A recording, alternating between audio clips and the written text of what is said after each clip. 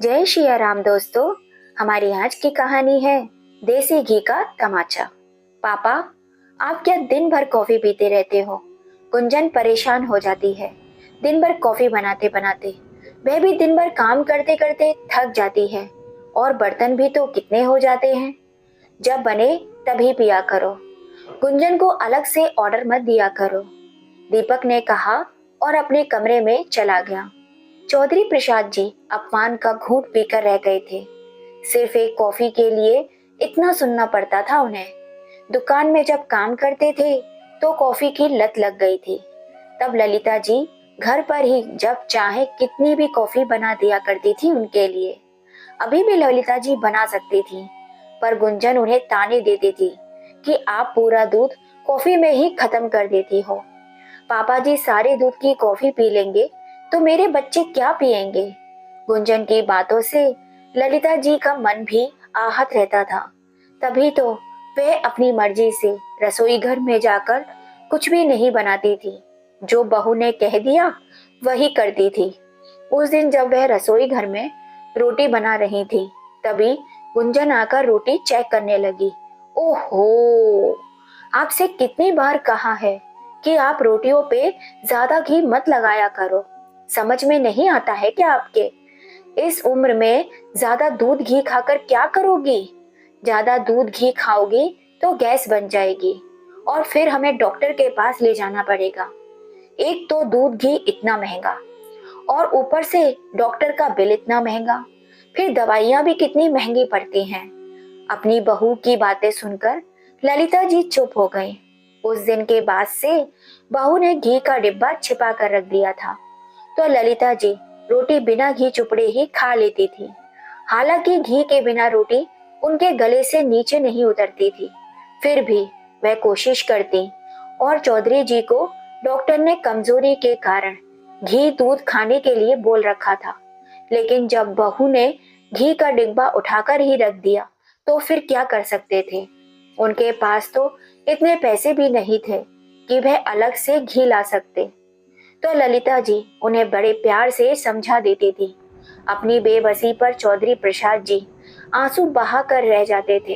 कुछ दिनों बाद उनके घर में बहू के मायके वाले आने वाले थे। गुंजन तो सुबह से ही तैयारियों में लगी हुई थी। घर पकवानों की खुशबू से पूरी तरह से महक रहा था। कचौरी, हलवे और पूरियों की महक घर में चारों तरफ फैली हुई थी। तभी दीपक आकर बोला, पापा जी, आप और माँ आज कमरे से बाहर ना निकलना, या फिर एक काम कीजिए, किसी मंदिर या पार्क में चली जाइए, क्योंकि घर पर गुंजन के भाई और भाभी आ रहे हैं। बड़े ही पैसे वाले हैं, यहीं रुकेंगे और नाश्ता खाना भी यहीं पर करेंगे, तो रात निकल जाएगी। आप लोग घर में रुकोगे तो गुंजन अपने मायके वालों की खातिरदारी करेगी या फिर आप दोनों को संभालेगी। पर बेटा, ऐसी गर्मी और धूप में हम बाहर कहाँ जाएंगे? और फिर मुझसे और तेरे पापा से दिन भर बैठा भी तो नहीं जाता है। हम यही कमरे में रह लेंगे, कमरे से बाहर बिल्कुल भी नहीं निकलेंगे। ललिता जी अपने बेटे के आगे नम आंखों से हाथ जोड़ते हुए बोली। दीपक ने कुछ सोचकर फिर हाँ कहा, ठीक है, पर कमरे से बाहर नहीं आना। और यह कहकर उसने बाहर से ताला लगा दिया। दिन भर हो गया, खाने का भी समय हो गया था, पर ससुराल वालों की खातिरदारी में दीपक भूल गया कि उसके माँ बाप ने सुबह से कुछ नहीं खाया है। पानी का जग भी खाली हो गया था। ललिता जी ने पानी के लिए दरवाजे पर खटखटाया, पर कोई प्रतिक्रिया नहीं मिली। थोड़ी देर बाद चौधरी जी ने बेटे को फोन लगाया, तो दीपक जल्दबाजी में था। पापा, जल्दी बोलो, मेरी मूवी छूट जाएगी। बेटा, पानी नहीं है और भूख भी लग रही है, दरवाजा तो खोल दो। ओहो पापा, हम अभी तो आए हैं, आप थोड़ा सब्र नहीं रख सकते हो? थोड़ी देर भूख प्यास नहीं रह सकते हो क्या? परेशान करके रख दिया है। और इतना कहकर दीपक ने फोन रख दिया। दोनों दंपत्ति मन मार कर रह गए और रात को भूखे ही सो गए। हालांकि ऐसे में नींद मुश्किल थी। रात को मेहमान जा चुके थे। सुबह दरवाजे पर आहट हुई और दरवाजा खोला गया, तो ललिता जी को राहत की सांस आई। गुंजन, तेरे पिताजी रात भर से भूखे हैं, उन्हें खाने को दे दो। रात का जो भी बचा हुआ हो वही दे दो। खाने में तो कुछ नहीं बचा है माँ जी। मैंने भाई भाभी को जो बचा था सब कुछ पैक कर दिया। आपको जल्दी उठकर बोलना चाहिए था। अब सुबह सुबह मुझे भी 10 काम होते हैं। अभी खाना बना रही हूँ, पहले ये ऑफिस चले जाएं, फिर खा लेना। जब तक आप यह बर्तन निपटा दीजिए। रात को देर से आए थे, बर्तन से सिंक भरा हुआ है। ऐसे में मुझसे तो खाना भी नहीं बनाया जा रहा। गुंजन चिढ़ते हुए बोली। ललिता जी मन मारकर बर्तन मांजने लगी। गरम तवे पर पनीर के बनते देसी घी के पराठे की खुशबू चारों ओर फैल रही थी। गुंजन 4 पराठे बनाकर ले गई और दीपक के साथ नाश्ता करने लगी। कुछ देर बाद बोली, अपने और पिताजी के लिए नाश्ते में रोटी सेक लीजिए। पनीर का मसाला खत्म हो गया है। ललिता जी बर्तन छोड़कर मुड़ी ही थी कि गुंजन फिर से बोली, पहले बर्तन तो सारे मांज लो। बर्तन मांजते मांजते काफी देर हो गई थी। ललिता जी ने फटाफट आटा लगाया, 4 रोटी और अचार लेकर अपने कमरे में पहुंच गई। बड़ी देर लगा दी रोटी लाने में। मेरा तो भूख के कारण पेट दर्द करने लगा।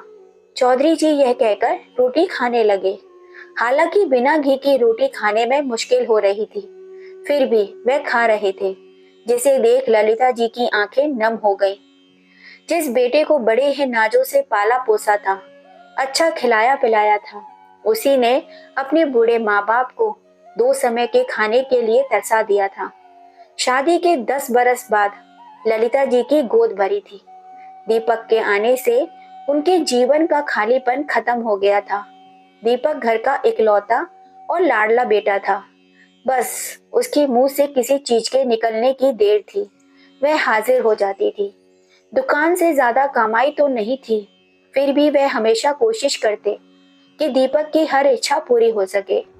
अपने बेटे को भी वह अच्छे से घी लगाकर रोटी खिलाते थे, क्योंकि दीपक सब्जी कम खाता था। उसे खिचड़ी और रोटी घी से चुपड़ी हुई दूध में डालकर खाना बहुत ही पसंद था। दोनों अपने बेटे को अच्छा खिलाते पिलाते थे, चाहे खुद कम खा लेते थे। और दीपक पढ़ाई में बहुत ही अच्छा था, इसलिए चौधरी साहब ने उसकी पढ़ाई पूरी करने के लिए काफी पैसा खर्च कर दिया था। फिर दीपक ने भी दिन रात काफी मेहनत की और एक सरकारी बैंक में उसकी नौकरी लग गई। नौकरी लगते ही रिश्ते भी आने शुरू हो गए। गुंजन बहुत ही सुंदर थी। वह एक नजर में ही दीपक को पसंद आ गई और उसने उससे शादी की। और उसके बाद शादी होते ही दीपक उसके आगे पीछे रहने लगा। उसकी सुंदरता का पुजारी बनकर ही रह गया था। वह जैसा कहती वह वैसा ही करता था। अपनी माँ और पापा की परवाह बिल्कुल भी नहीं करता था। बस गुंजन जो बोल दे उसे ही सच मानने लगा। वह अपने सास ससुर के खिलाफ दीपक के कान भरती रहती। गुंजन बहुत ही कंजूस प्रवृत्ति की लड़की थी। वह खुद पर और दीपक पर कितना भी खर्च कर लेती, पर जहाँ सास ससुर पर खर्च करने की बात आती थी तो महंगाई का रोना लेकर बैठ जाती थी। समय के साथ उसके 2 बच्चे भी हो गए। अब सास ससुर बूढ़े हो चले थे। बीमारी के प्रति लापरवाही ने चौधरी जी को और भी बीमार बना दिया था। दीपक ने उन्हें कभी अच्छे डॉक्टर को दिखाया ही नहीं। ऐसे ही घरेलू इलाज से उनका जीवन चल रहा था। अब उनसे अपनी दुकान पर भी नहीं बैठा जाता था और दीपक के पास दुकान संभालने का समय नहीं था, तो जो भी सामान दुकान में था उसे बेचकर दुकान बंद कर दी गई। पहले दुकान की कमाई से हाथ में पैसा तो रहता था, पर अब उनके हाथ में एकदम से खिंच गए थे। 100 रुपए के लिए भी बेटे बहू के सामने हाथ फैलाने पड़ते थे। दोनों की स्थिति दर्दनीय हो रही थी। बहू के साथ बेटा भी माँ बाप की परवाह नहीं करता था। उन्होंने खाना खाया या नहीं खाया, दवाई घर में है या नहीं है, दीपक को उनकी कुछ भी परवाह नहीं थी। दोनों बस कहने को अपने बेटे बहू के पास रह रहे थे, हम कहीं और चलते हैं, मुझसे अब यह और नहीं रहा जाएगा, मेरा तो दम घुटता है यहाँ। चौधरी जी की आंखों में आंसू लेकर बोले, हाँ मन तो मेरा भी करता है, इससे अच्छा तो भगवान हमें औलाद ही नहीं देता। 10 साल बाद भगवान ने हमें औलाद इसीलिए दी ताकि हम बुढ़ापे में इतना दुखी रहें। और अपनी औलाद के हाथों इतनी तकलीफें झेलें। इससे अच्छा तो हम भी औलाद ही अच्छे थे। हमारे बेटे ने हमें खाने के लिए भी तरसा दिया है, दवाइयाँ भी लाकर नहीं देता, कभी हमारे पास आकर बैठता भी नहीं है। बहू को क्या दोष देंगे, बेटा ही जब कपूत निकला। मैं अब यहाँ और नहीं रह सकती हूँ, मुझे आत्मसम्मान से जीना है। ललिता जी रोते हुए बोली, मैं कर भी क्या सकता हूँ ललिता, आत्मसम्मान से जीने के लिए पैसा चाहिए, वह हमारे पास है नहीं। दुकान में माल भी नहीं है, पेंशन मिलती तो सिर उठाकर जी सकते थे। ना तो बेटा है, ना ही पेंशन है। इन हालातों में हम क्या कर सकते हैं। हमारा जीवन तो अब ऐसे ही निकलेगा। अब और दिन ही कितने बचे हैं हमारे पास। इसी तरह से जी लेते हैं हम बूढ़े, और क्या कर लेंगे। चौधरी प्रसाद जी ने दर्द से कराते हुए कहा, हम बहुत कुछ कर सकते हैं, बस हमें हिम्मत जुटानी होगी। बेटे बहू के जूते मैं रोज रोज नहीं खा सकती हूँ। मेरा मान सम्मान सब आहत हो रहा है। हमें अपना पेट भरने के लिए कुछ तो करना ही होगा। ललिता जी बोली, सुनो जी, दुकान तो अपनी ही है, हम उसे बेच भी सकते हैं। मैं सोच रही हूँ मैं अपने हुनर को बाहर लाऊं। आपको तो पता है कि मैं अचार कितना अच्छा बनाती हूँ। हम अचार का बिजनेस करते हैं, उसमें कमाई भी बहुत अच्छी होती है। कमाई तो ठीक है, पर उसमें पैसा लगाने को भी तो चाहिए, घर भी रहने को चाहिए। हाँ वो तो है। ललिता जी फिर सोच में पड़ गई, फिर तभी खुशी से बोली कि मेरे पास कुछ गहने हैं, यह चूड़ियां, अंगूठियां और कानों के झुमके, जो अभी तक बहू की नजरों से बचे हुए हैं। घर तो इन दोनों ने हमसे हथिया लिया धोखे से, हमारे साइन ले लिए थे, पर दुकान तो अभी भी हमारे नाम पर ही है। हम वह दुकान बेच सकते हैं, लेकिन यह सब योजना बनाने में कुछ समय तो लगेगा और किसी का सहारा भी चाहिए होगा। मैं अकेला इतनी भागदौड़ कैसे करूंगा। चौधरी जी बेबस होकर बोले, हाँ, हम कुछ दिनों के लिए मेरी बड़ी बहन के घर चलते हैं, उनके बच्चे हमारी मदद जरूर कर देंगे। ललिता जी विश्वास के साथ बोली, गुंजन और दीपक बेटा, तुम्हारी बड़ी मौसी हमें बुला रही हैं, हम कुछ दिनों के लिए वहां जाना चाहते हैं। हमेशा के लिए चले जाओ, कुछ दिनों के लिए क्यों जा रही हो। गुंजन तुनकते हुए बोली। दोनों ने अपना सामान पैक कर लिया, रिक्शा किया और बस से बड़ी बहन के यहाँ चले गए। ललिता जी ने बड़ी बहन को सब कुछ बता दिया। उनके बच्चे उनकी सहायता करने को तैयार हो गए थे। चौधरी जी को साथ लेकर वह चुपके से दुकान बेचने और इस शहर में एक कमरे वाला घर खरीद लिया। साथ में अचार बनाने वाले बर्तन और अचार बनाने का पूरा सामान भी खरीद लिया। कुछ बर्तन और बिस्तर उनकी बहन ने दे दिए। 7-8 दिनों में सब कुछ अच्छे से हो गया। अपनी जान पहचान वालों से उनकी बहन ने ऑर्डर लेना शुरू कर दिए। ललिता जी अचार बनाकर बेचने लगी। एक दिन दीपक का फोन आया, माँ, आप वापस कब आ रही हो। गुंजन गिर गई है, उसके पैर में फ्रैक्चर हो गया है, डॉक्टर ने आराम करने को बताया है, तो जल्दी आ जाओ। बच्चों को और मुझको परेशानी हो रही है, खाना भी नहीं बनता है घर में, हम लोगों को भूखे ही रहना पड़ता है। अपने बेटे के मुंह से ऐसी बातें सुनकर एक बार तो ललिता जी भावुक हो गई, लेकिन दूसरे ही पल कड़क होकर बोली, हम दोनों वापस नहीं आ रहे हैं, अब यही रहेंगे तुम्हारी मौसी के पास ही। हमने घर ले लिया है, दुकान हमने बेच दी है और अपना बिजनेस भी शुरू कर लिया है। अभी हमारे पास पैसे हैं जो दुकान बेचकर मिले थे, उनसे काम चला लेंगे। बहू से कहना अब आराम से और खूब पैसे बचाए, अब उसे हमारा खर्चा इतनी महंगाई में नहीं झेलना पड़ेगा। माँ बाप बड़ी मुश्किल से बच्चों का पेट पालते हैं और वही बच्चे बड़े होकर 2 वक्त की रोटी के लिए भी तरसा देते हैं। तुझे हमने कितने नाजों से पाला था, हमसे कहाँ क्या चूक हो गई कुछ समझ में नहीं आ रहा। यह सब सुनकर दीपक एकदम आग बबूला हो गया। आपने दुकान कैसे बेच दी। मैं तो दुकान बेचकर उस पैसों से कार खरीदने वाला था। तो ललिता जी कड़क लहजे में बोली, वह मेरे पति की दुकान थी, उस पर तेरा कोई हक नहीं है। बहू ने आते वक्त कहा, कि कुछ दिनों के लिए क्यों जा रही हो, हमेशा हमेशा के लिए क्यों नहीं चली जाती।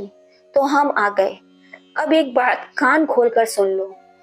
जिस घर में तुम रह रहे हो वह घर मेरे और मेरे पति का है, जो तुमने धोखे से हड़प लिया है। उस घर का तुम्हें किराया देना होगा, वरना मैं धोखाधड़ी का तुम दोनों पर केस कर दूंगी और तुम कहीं के नहीं रहोगे। माँ, ये कैसी बातें कर रही हो आप? एक तो धोखे से दुकान बेच दी, ऊपर से हमारे सर से छत भी छीन लेना चाहती हो। बेटा, जब तुम अपने माँ बाप के हाथ से उनका निवाला छीन सकते हो, तो मैं तुम्हारे सर से छत क्यों नहीं छीन सकती हूँ? और ये मेरा आखिरी फैसला है।